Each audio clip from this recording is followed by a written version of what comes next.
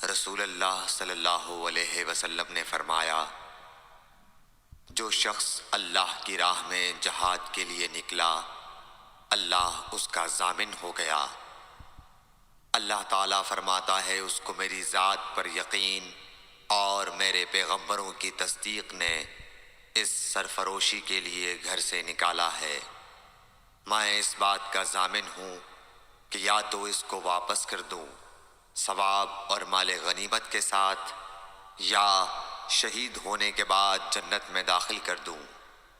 رسول اللہ صلی اللہ علیہ وسلم نے فرمایا، اور اگر میں اپنی امت پر اس کام کو دشوار نہ سمجھتا تو لشکر کا ساتھ نہ چھوڑتا، اور میری خواہش ہے کہ اللہ کی راہ میں مارا جاؤں، پھر زندہ کیا جاؤں، پھر مارا جاؤں، پھر زندہ کیا جاؤں، پھر مارا جاؤں۔ صحیح بخاری حدیث نمبر 36۔